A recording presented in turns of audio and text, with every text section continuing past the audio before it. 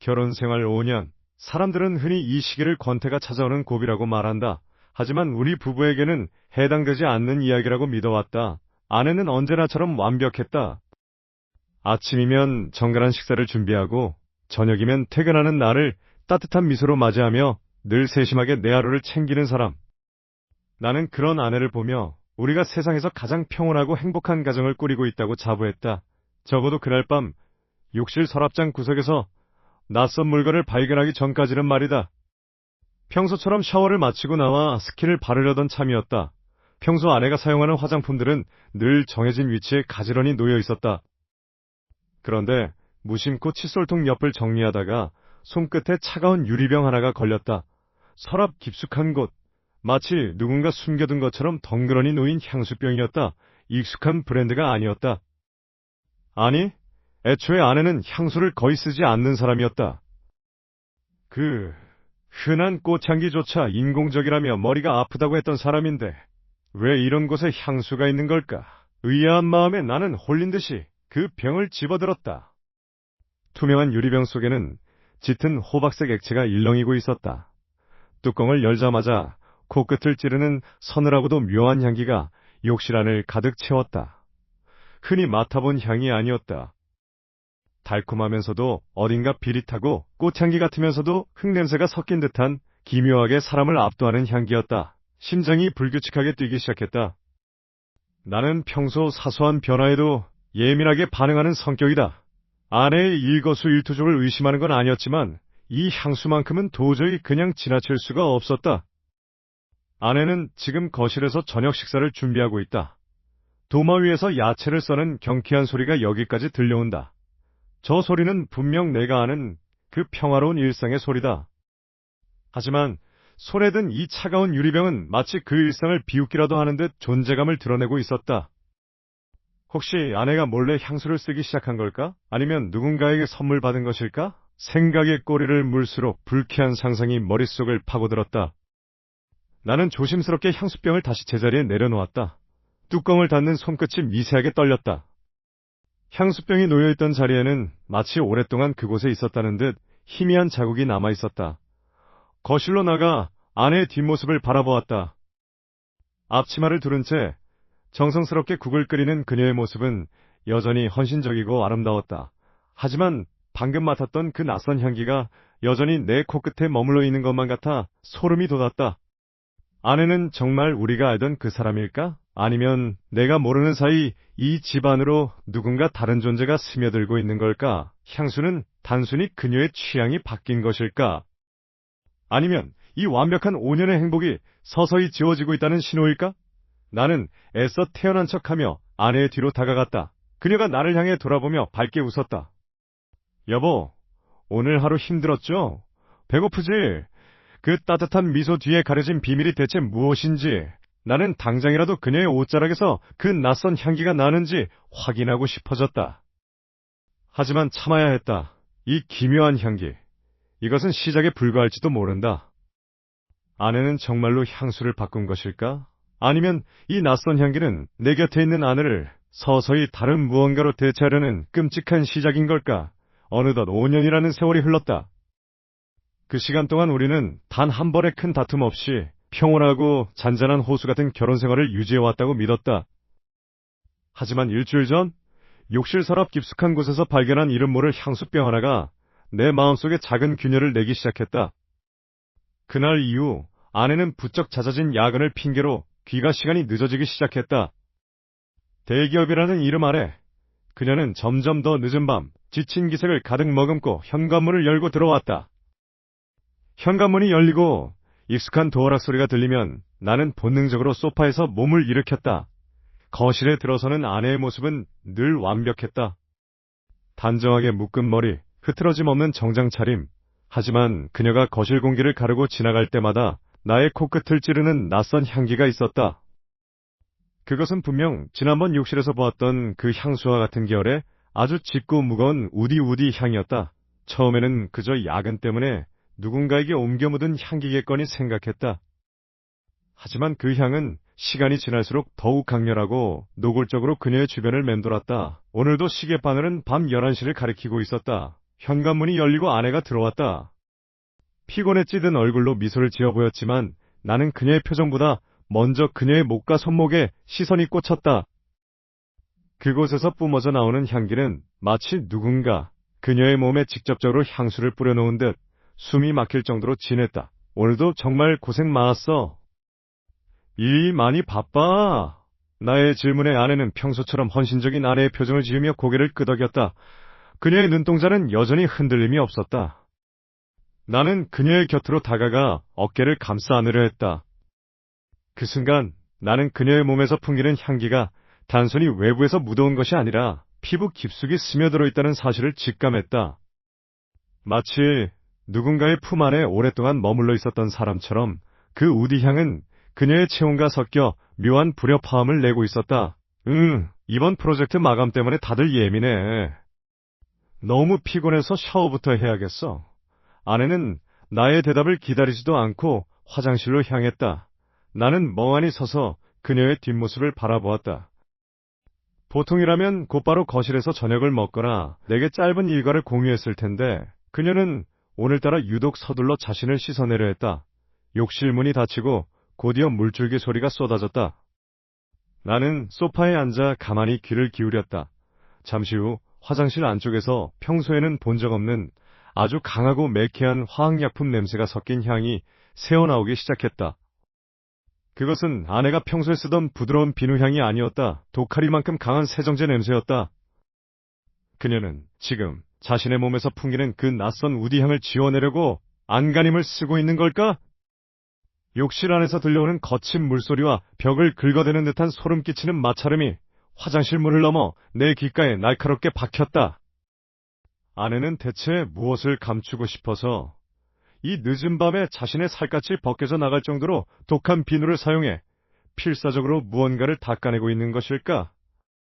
내가 알던 헌신적인 아내의 모습 뒤에 도대체 어떤 비밀이 겹겹이 쌓여 있는 것일까?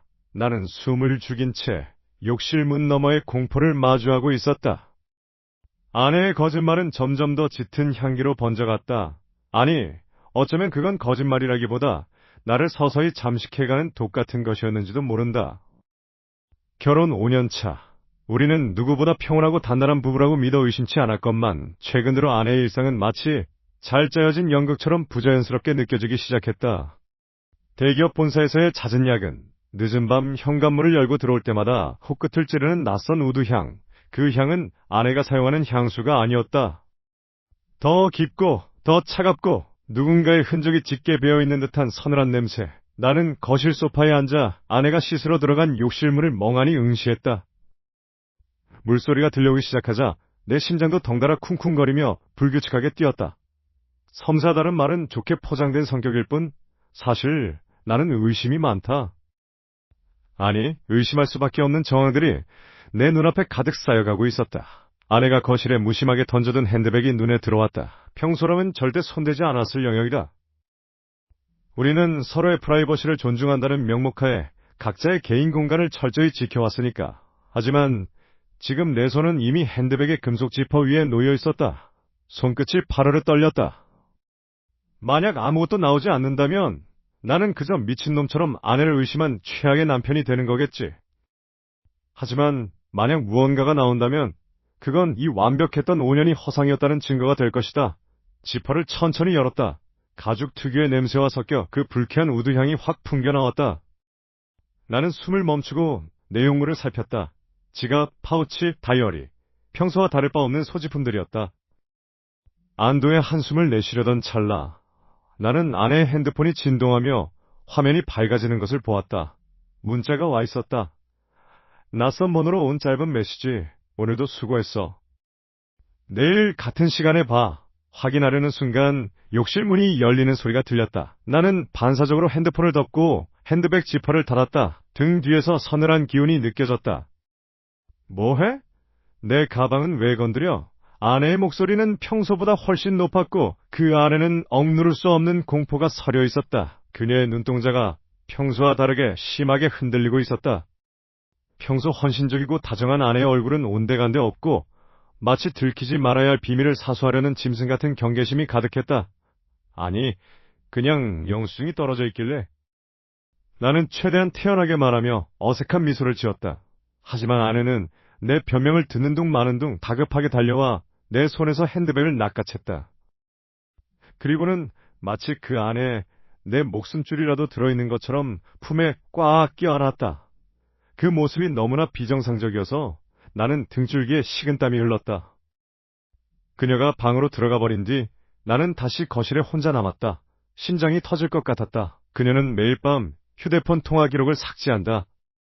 내가 잠든 사이 혹은 내가 화장실에 간 짧은 틈을 타서 그녀가 숨기고 있는 것이 무엇일까? 처제는 가끔 아내 대신 희생하는 듯한 미묘한 행동들을 보였지만 지금 이 상황과는 연결되지 않는 것 같았다. 다음날 오후 아내가 급하게 회의에 들어가며 핸드백을 거실 탁자 위에 두고 나갔다. 녀석의 틈을 노려야 했다. 나는 떨리는 손으로 다시 그 가방을 열었다. 이번엔 망설이지 않았다. 아내가 평소에 쓰던 화장품 파우치 안쪽을 샅샅이 뒤졌다. 구석진 안감에 무언가 딱딱한 것이 걸렸다. 립스틱 사이 깊숙한 곳에 숨겨진 빳빳한 종이 조각 하나. 나는 그것을 천천히 꺼내 펼쳤다. 손가락 끝에 힘이 들어갔다. 그곳에는 화려한 금박이 박힌 낯선 호텔의 라운지바 명함이 들어있었다. 그리고 그 뒷면에는 필기체로 휘갈겨 쓴 짧은 문구 하나가 나를 조롱하듯 적혀 있었다. 당신의 그림자가 아닌 진짜 당신을 기다립니다. 아내의 가방 깊숙한 곳에서 발견한 그 작은 명함 한 장이 내 일상을 산산조각 내고 있었다. 빳빳한 종이 위에 새겨진 오늘 8시 옥상 주차장이라는 문구는 마치 나를 향해 비웃는 듯한 선전포고와도 같았다. 그 아래에는 아내의 차 번호가 선명하게 적혀 있었다. 지난 몇 주간 은은하게 풍기던 낯선 우디안과 밤늦게 돌아와 황급히 화장실로 숨어버리던 그녀의 뒷모습이 필름처럼 빠르게 스쳐 지나갔다. 의심은 이제 확신이 되어 내 심장을 옥죄고 있었다. 시계 바늘은 오후 7시 30분을 가리키고 있었다. 나는 덜덜 떨리는 손을 진정시키며 외투를 걸쳤다. 아내는 이미 야근이라는 핑계를 대고 6시가 조금 넘어 집을 나선 상태였다. 나는 미리 준비해둔 내 차에 시동을 걸었다. 엔진 소리가 오늘따라 유난히 불길하게 들렸다. 아내의 회사가 있는 빌딩으로 향하는 내내 머릿속에서는 수만 가지 가설이 뒤엉켰다. 정말 그가 있는 걸까? 내가 모르는 그녀의 이중생활은 어디까지일까? 차 안을 가득 채운 정적 속에서 내 거친 숨소리만이 유일한 소음이었다. 회사 주차장에 도착해 멀찍이 차를 세웠다. 옥상 주차장은 텅 비어 있었고 구석진 자리에 아내의 하얀색 세단이 외롭게 서 있었다. 나는 차 안에서 숨을 죽인 채 기다렸다. 8시가 되려면 10분이 남은 상황이었다. 주변은 어둡고 고요했다. 공기 중에는 매연과 비릿한 콘크리트 냄새가 섞여 있었고 나는 쥐죽은 듯이 창밖을 응시했다. 1분, 2분, 시간이 흐를수록 내 심장 박동은 귀 옆에서 들릴 정도로 커져만 갔다. 섬세했던 아내가 왜 이런 위험한 도박을 시작한 건지, 우리의 지난 5년이 모두 거짓이었는지 되묻고 또 되물었다. 드디어 8시 정각, 멀리서 낯선 차량 한 대가 미등을 켠 채 천천히 옥상으로 올라오는 모습이 보였다. 검은색 고급 세단이었다. 그 차는 아내의 차 바로 옆에 바짝 붙어 멈춰섰다. 내 등줄기에 식은땀이 흘렀다. 저 차에서 누가 내릴 것인가? 상상만으로도 머리가 터질 것 같았다. 차 문이 열리고 한 남자가 내렸다. 어둠 속에서도 훤칠한 키와 다부진 체격이 눈에 띄었다. 그는 잠시 주위를 두리번거리더니 아내의 차 조수석 쪽으로 다가갔다. 이제 올 것이 왔다는 생각이 들었다. 나는 차 문을 아주 조금 열고 밖으로 나갔다. 발소리를 죽이고 기둥 뒤에 몸을 숨긴 채 그들을 지켜보았다. 아내의 차 운전석 문이 열리고 누군가 모습을 드러냈다. 익숙한 실루엣. 내가 매일 밤 안고 잠들었던 그 사람의 옷차림. 분명 아내였다. 나는 눈을 의심했다. 하지만 그녀는 망설임 없이 차에서 내려 아까 내린 그 낯선 남자의 품으로 뛰어들었다. 남자는 기다렸다는 듯 아내를 강하게 껴안았다. 그녀의 얼굴은 내가 단 한 번도 본 적 없는 아주 행복하고 안도감이 묻어나는 표정이었다. 그녀는 남자의 가슴에 얼굴을 묻고 눈물을 흘리는 듯 어깨를 들썩였다. 두 사람이 서로를 탐닉하듯 꽉 끌어안고 있는 모습은 내 눈앞에서 선명하게 불타올랐다. 내 세상이 무너지는 소리가 들리는 듯 했다. 나는 숨을 멈췄다. 헌신적이라 믿었던 아내가 낯선 남자의 품 안에서 세상에서 가장 사랑스러운 표정을 짓고 있었다. 그 순간 나는 깨달았다. 이 비극의 끝은 이제 막 시작되었을 뿐이라는 것을. 심장이 터질 듯이 요동치고 있었다. 주차장 지하의 습한 공기가 폐부 깊숙이 박혀 숨을 쉴 때마다 비릿한 쇠 맛이 났다. 나는 아내의 차 뒷좌석에 몸을 잔뜩 웅크린 채 숨죽이고 있었다. 머릿속에서는 방금 본 명함 속의 숫자와 아내의 차 번호가 뒤엉켜 미친 듯이 회전했다. 8시 정각 차가 멈춰섰다. 차문이 열리고 닫히는 소리, 그리고 익숙한 구두굽 소리가 차가운 콘크리트 바닥을 울렸다. 나는 망설임 없이 차에서 내려 그녀를 가로막았다. 당신, 여기 왜 왔어? 나의 외침에 아내는 조금도 놀라지 않은 듯했다. 그녀는 천천히 고개를 돌려 나를 바라보았다. 그 눈빛은 차분했다. 마치 이런 상황을 이미 예견했다는 듯한 지나치게 고요한 눈빛이었다. 나는 떨리는 손으로 아내의 손목을 낚아채며 외쳤다. 말해봐. 대체 이 명함은 뭐야? 왜 회사 옥상 주차장에 이런 시간에 온 건데 매일 밤 늦게까지 야근한다던 당신의 말이 다 거짓말이었어? 내 목소리는 점점 격앙되어 옥상 주차장의 빈 공간을 날카롭게 찔렀다. 분노와 배신감이 뒤섞인 감정이 걷잡을 수 없이 터져나왔다. 나는 그녀의 가방을 빼서 뒤지려 했다. 내용물이 바닥에 쏟아졌고 그 사이에서 익숙한 그 향수병이 굴러떨어졌다. 쨍그랑 소리와 함께 바닥에 옅은 액체가 번져나갔다. 자기야, 정말 지긋지긋하다. 아내는 한숨을 내쉬며 나를 냉담하게 내려다보았다. 그녀의 목소리는 칼날처럼 서늘했다. 사람을 미행까지 해? 당신 정말 병적인 거 알아? 내 일거수일투족을 감시하고 이제는 이런 식으로 사람을 몰아세우는 거야? 결혼 5년 동안 우리가 쌓아온 신뢰가 겨우 이 정도였어? 당신의 그 좁은 속좁음 때문에 우리 집 공기가 얼마나 숨막히는지 당신은 상상도 못할 거야. 뭐라고? 내가 의심을 하고 싶어서 하는 줄 알아? 당신이 먼저 수상한 행동을 했잖아.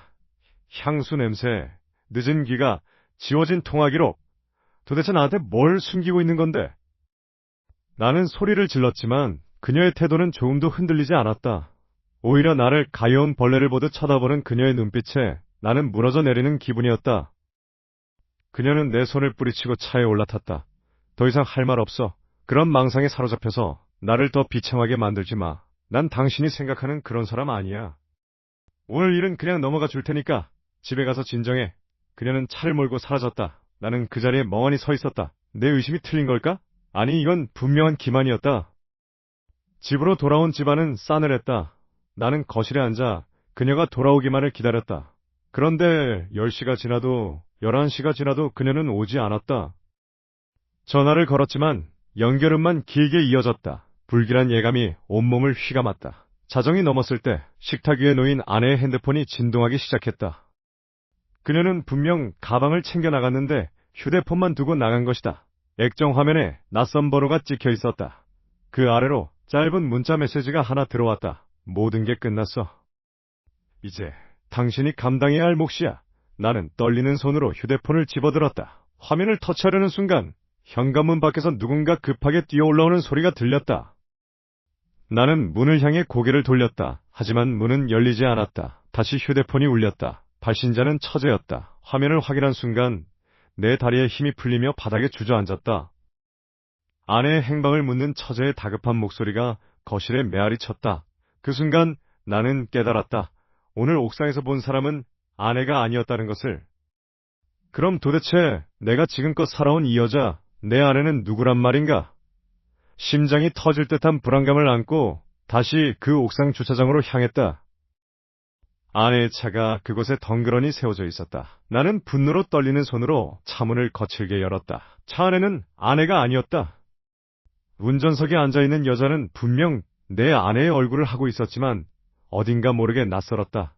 내가 알던 아내보다 조금 더 차갑고 동시에 훨씬 더 위태로워 보이는 눈빛. 여자는 내가 나타난 것에 놀라기보다는 올 것이 왔다는 듯이 체념한 표정으로 나를 바라보았다. 당신, 아니, 너 누구야? 내 목소리는 갈라져 있었다. 여자는 한참 동안 침묵을 지키다 천천히 고개를 들었다. 그녀가 입을 열었을 때 아내와 똑같은 목소리였지만 말투에 담긴 깊이는 달랐다. 결국 여기까지 왔구나. 당신이 이렇게까지 끈질길 줄은 몰랐어. 그녀는 아내가 아니었다. 아내 쌍둥이 언니, 내가 기억 속에만 희미하게 가지고 있던 처제였다. 그녀의 입에서 나온 이야기는 충격 그 자체였다. 지난 5년간 아내가 보여주었던 헌신적인 사랑, 때때로 늦은 밤까지 이어지던 야근, 그리고 그 미묘하게 변해갔던 향기까지, 그 모든 것이 아내를 대신해 그녀가 감당해온 역할극이었다는 사실이 드러났다. 아내는 심각한 희귀병을 앓고 있었고 병실에 누워 서서히 죽어가는 동생을 위해 언니인 그녀가 자신의 삶을 포기한 채 대역을 자처했던 것이다. 나는 바닥에 주저앉고 싶을 만큼 현기증을 느꼈다. 우리가 보낸 5년의 행복이 전부 가짜였단 말인가. 그녀는 나의 눈을 피하며 떨리는 손으로 핸들을 꽉 쥐었다. 동생은 너를 너무 사랑했어. 죽어가는 순간까지도 내가 남편으로서 가질 실망이나 슬픔을 견디지 못했지. 그래서 내가 그 옆을 대신했던 거야. 병원비가 필요했고 내가 행복한 아내를 가졌다고 믿길 바랐으니까. 그녀는 서글픈 웃음을 지으며 내게 다가와 아내의 가방 속에서 구겨진 서류 한 장을 꺼내 보였다. 나는 그 종이를 받아들고 눈을 의심했다. 단순히 병원비 때문이라고 하기엔 너무나 거액의 돈이 오간 흔적들, 그리고 추적할 수 없는 복잡한 해외 계좌들의 명단이었다. 내가 알던 나의 아내는 그저 평범한 직장인이었을 텐데 이 서류에 적힌 숫자는 도저히 이해할 수 없는 범주를 넘어서 있었다. 심장이 다시 거세게 뛰기 시작했다. 그녀는 나를 똑바로 쳐다보며 이제는 피할 수 없다는 듯 낮은 목소리로 속삭였다. 내가 생각하는 단순한 병간호 이야기가 아니야. 동생은 죽기 전 절박한 상황에서 절대 해서는 안 될 선택을 했어. 지금 우리가 병원비라고 부르는 이 돈, 사실 동생이 연루되었던 아주 어둡고 위험한 금융거래의 대가였어. 그리고 그 거래는 아직 끝나지 않았어. 너도 이제 그 소용돌이 안에 들어온 거야. 그녀의 말이 끝나자 차 안을 메우던 무거운 침묵이로 멀리서 들려오는 사이렌 소리가 겹쳐졌다. 그녀의 눈에 고인 눈물은 슬픔이 아닌 다가올 파멸에 대한 공포였다. 대체 아내는 나 몰래 무엇을 거래했던 것일까? 왜 평범했던 우리의 삶에 이런 그림자가 드리워진 것일까? 나는 그녀의 손에 들린 서류를 떨리는 손으로 다시 낚아챘다. 잉크가 번진 자국 뒤로 숨겨진 내가 전혀 예상치 못한 거대한 배신과 위험의 실체가 그곳에 적혀 있었다. 모든 것이 무너지기 시작했다. 처제의 말을 듣는 순간 내 머릿속은 하얗게 타버린 듯 아무런 사고도 할 수 없었다. 쌍둥이 자매가 서로의 인생을 뒤바꿔가며 살고 있었다는 사실도 충격적이었지만 더 소름 끼치는 것은 내 아내라고 믿어왔던 사람이 사실은 내 옆에서 웃고 울던 그 사람이 아닐 수도 있다는 불길한 예감이었다. 처제는 차가운 주차장 콘크리트 바닥 위에서 마치 굶주린 짐승처럼 나를 노려보고 있었다. 그녀의 눈빛은 아내의 순수하고 여린 눈빛과는 완전히 달랐다. 날카롭고 공격적이며 모든 것을 꿰뚫어보는 듯한 그 서늘함. 놀랐어? 제부. 아니, 이제는 남남이나 다름없겠네. 처제는 입꼬리를 비틀며 차 문에 기대어 섰다. 그녀가 풍기는 짙은 우디향이 좁은 주차장을 가득 메웠다. 그동안 내가 아내에게서 맡았던 야근이라 핑계대던 그 냄새였다. 나는 떨리는 목소리로 겨우 입을 뗐다. 도대체 왜 이런 짓을 한 거야? 당신들이 숨기는 게 뭐야? 내 아내는 어디 있고 당신은 누구를 대신해 이 집에서 살고 있었던 거야? 그녀는 코웃음을 쳤다. 내 아내는 지금 병원 깊은 곳에서 죽어가고 있어. 그동안 내가 누렸던 그 평온한 일상이 누구의 희생으로 유지됐는지 생각해 본 적 있니? 내가 없었으면 네 아내는 진작에 파산하고 길거리에 나앉았을 거야. 그런데 이제 와서 진실을 파헤치겠다고? 주제 파악 좀 해.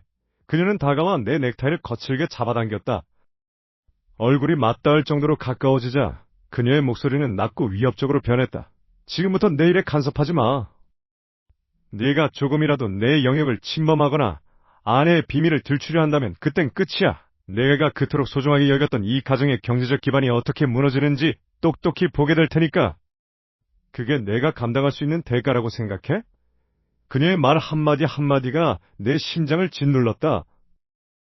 헌신적인 아내라고 믿었던 사람, 퇴근 후 지친 몸을 이끌고 돌아와 따뜻하게 나를 맞아주던 그 뒷모습이 사실은 처제의 연극이었다는 사실이 현실감 없게 느껴졌다.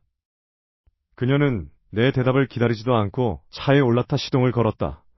굉음을 내며 사라지는 그녀의 차를 보며 나는 한참을 그 자리에 서 있었다. 내 손은 차갑게 식어갔고 억울함과 배신감이 뒤섞여 온몸이 떨려왔다.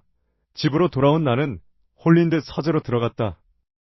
그동안 처제가 관리해왔던 우리 가정의 자산 현황을 확인해야겠다는 생각뿐이었다. 나는 떨리는 손으로 은행 앱에 접속했다. 비밀번호는 그녀가 즐겨 쓰던 기념일이었다. 로그인 화면이 뜨자마자 나는 거래 내역을 하나하나 살펴보기 시작했다. 매달 정기적으로 나갔던 생활비, 저축, 그리고 우리가 함께 꿈꿨던 미래를 위해 모아둔 주택 청약 통장까지. 마우스 커서를 움직이는 내 손끝이 미세하게 떨렸다. 그런데 뭔가 이상했다. 최근 3달간의 내역이 너무나 깨끗했다. 아니, 깨끗하다 못해 비어있었다. 숨을 멈추고 계좌 잔액을 확인하는 순간 내 눈을 의심할 수밖에 없었다. 영원 단 한 푼도 남아있지 않았다. 나는 손을 덜덜 떨며 이체 내역을 조회했다. 출금, 처제 이름 계좌로 전액 이체. 단순히 며칠 사이에 일어난 일이 아니었다. 아주 치밀하게 차근차근 내 명의의 자산까지 모두 그녀의 이름으로 옮겨져 있었다. 나는 텅 빈 화면을 마주한 채 의자에 털썩 주저앉았다. 내 인생은 철저하게 기만당했다. 아내가 병상에 있다는 말조차도 그녀가 나를 조종하기 위한 거짓말일지도 모른다는 공포가 밀려왔다. 이제 나는 돈도, 사랑했던 사람도, 내 인생의 5년이라는 시간조차 송두리째 빼앗긴 빈 껍데기가 되어 있었다. 화면 속의 숫자는 차갑게 나를 비웃고 있었다. 이제 나는 아무것도 할 수 없는 존재가 되어버린 걸까? 그들이 짜놓은 이 거대한 덫에서 빠져나갈 방법은 정말 없는 것일까?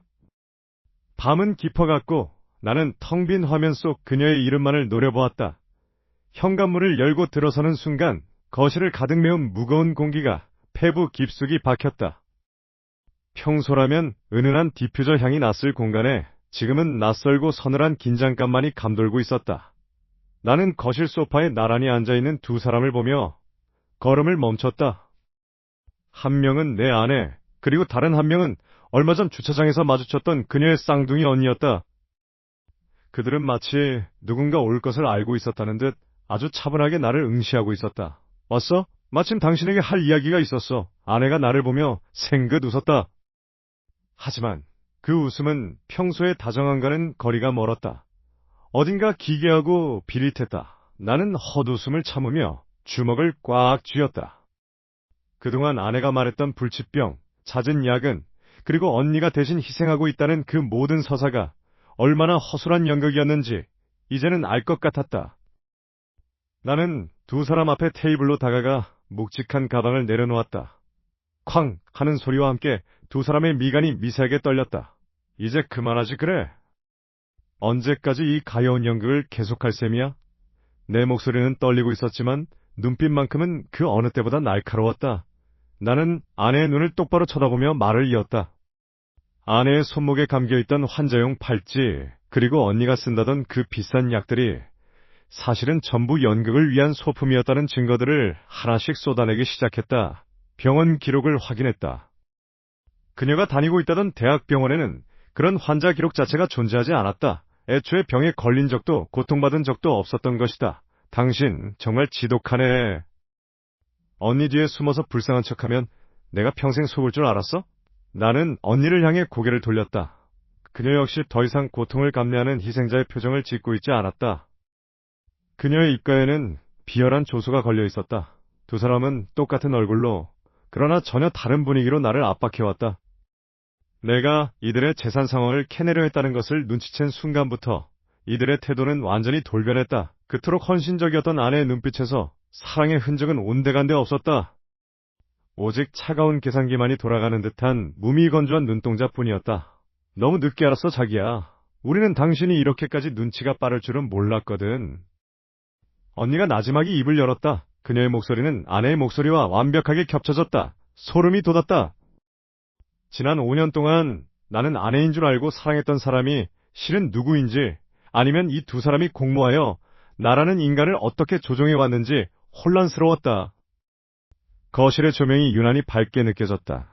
나는 그들이 나를 향해 쏟아내는 차가운 비웃음을 견디며 이 모든 상황이 꿈이길 바랐다. 하지만 현실은 생각보다 훨씬 더 잔혹했다. 아내는 천천히 자리에서 일어났다. 그녀는 등 뒤에 숨기고 있던 무언가를 바닥에 떨어뜨렸다. 그것은 내 명의로 된 재산 포기 각서였다. 나는 그것을 내려다보며 헛웃음을 쳤다. 내 모든 노력과 사랑이 고작 이 종이 쪼가리 앞에서 무너져 내렸다는 사실이 믿기지 않았다. 아내는 이제 더 이상 숨기려 하지 않았다. 그녀의 얼굴에 서려있던 거짓된 다정함은 완전히 지워졌고 그 자리에는 오로지 나를 먹잇감으로 보는 포식자의 냉혹함만이 남았다. 그때 방 안쪽에서 인기척이 느껴졌다. 나는 반사적으로 뒤를 돌아보았다. 잠시 자리를 비웠던 아내가 다시 거실로 걸어 나오고 있었다. 그런데 이상했다. 소파에 앉아있던 아내와는 또 다른 분위기, 훨씬 더 서늘하고 차가운 표정으로 그녀는 나를 내려다보고 있었다. 소파에 앉아있던 그녀가 내게 했던 그 다정한 말투는 이제 기억 속에서 지워야 할 거짓말일 뿐이었다. 이제 다 들켰으니 연기할 필요도 없겠네. 아내는 무심하게 머리를 쓸어 넘기며 차가운 음성으로 말을 이어갔다. 그래, 당신이 생각하는 게 맞아. 처음부터 당신 재산 보고 접근한 거야. 5년 동안 당신 비위 맞추느라 얼마나 고역이었는지 알아? 당신 같은 멍청한 남자를 속이는 건 정말 쉬운 일이었어. 그 가련한 연기, 아픈 척, 비밀스러운 척. 이 모든 게 다 당신 재산을 내 이름으로 돌리기 위한 거창한 계획이었으니까. 이제 더는 참아줄 이유가 없네. 거짓과 기만으로 점철된 5년이라는 세월이 마침내 종지부를 찍었다. 아내와 처제가 공유했던 그 지독한 연극은 법정이라는 차가운 공간에서 비로소 그 실체를 드러냈다. 나는 더 이상 그들의 병적인 거짓말에 장단을 맞춰줄 마음이 없었다. 변호사를 선임하고 증거를 제출하는 과정은 고통스러웠지만 동시에 나를 올가매던 사슬을 하나씩 끊어내는 해방의 과정이기도 했다. 법정에서 마주한 아내의 얼굴은 창백했다.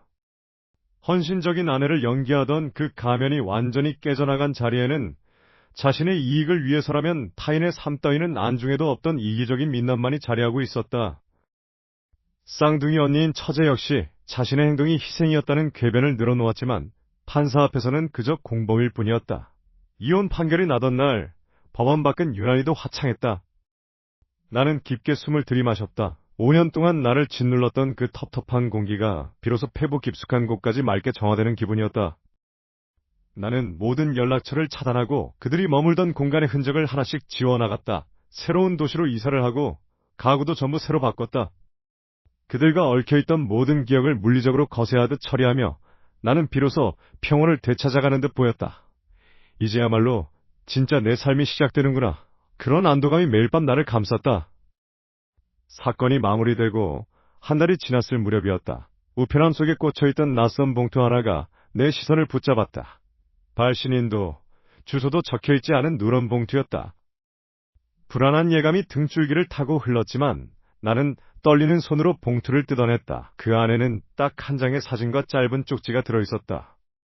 사진 속에는 내가 지금 살고 있는 새로운 아파트 현관의 모습이 찍혀 있었다. 그 아래에는 정갈한 필체로 이렇게 적혀 있었다. 당신이 이겼다고 생각하나? 우리가 만들어 놓은 판은 이제 막 시작됐을 뿐이야. 진실은 법정 너머에 있어. 곧 다시 만나게 될 거야. 심장이 바닥으로 덜컥 떨어지는 기분이었다. 등 뒤에서 누군가 나를 지켜보고 있는 것 같은 서늘한 기운에 나는 반사적으로 현관문을 살폈다. 복도에는 아무도 없었지만 그 쪽지를 쥔 손끝이 미세하게 떨려왔다. 법정에서 패배를 인정하고 눈물을 흘리던 아내의 표정이 뇌리를 스쳤다. 과연 그녀는 정말로 진 것일까? 아니면 이 모든 과정 자체가 그녀가 설계한 더 거대한 미로의 일부였을까? 나는 거실 창문을 닫고 커튼을 굳게 쳤다. 평온을 되찾았다고 믿었던 내 새로운 공간이 순식간에 감옥처럼 느껴졌다. 문틈 사이로 차가운 바람이 스며드는 것 같았다. 책상 위에 놓인 휴대폰이 요란하게 울렸다.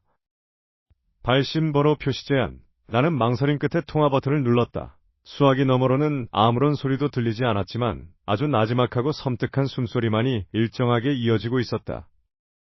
그것은 아내의 웃음소리 같기도 했고 처제의 낮은 읊조림 같기도 했다. 그들은 정말로 나를 놓아줄 생각이 없는 것일까? 아니면 내가 아직 알지 못하는 더 추악한 비밀이 그들의 손에 쥐어져 있는 것일까? 나는 사지를 움켜쥐며 이를 악물었다. 그들은 단순한 사기꾼이 아니었다. 나라는 인간의 영혼까지 갈기갈기 찢어놓을 작정으로 더 깊고 검은 늪을 파놓고 나를 기다리고 있었다. 법정에서의 승리는 어쩌면 그들이 나에게 잠시 빌려준 가짜 안도감이었을지도 모른다. 다시 시작된 이 숨막히는 공포 속에서 나는 도망쳐야 할까? 아니면 이 광기의 끝을 보기 위해 다시 그들의 덫속으로 걸어들어야 할까? 수화기 너머의 침묵이 길어질수록 내 안의 의심은 다시 걷잡을 수 없이 증폭되어 가고 있었다. 이것은 끝이 아니라 비극의 진짜 서막일 뿐인가?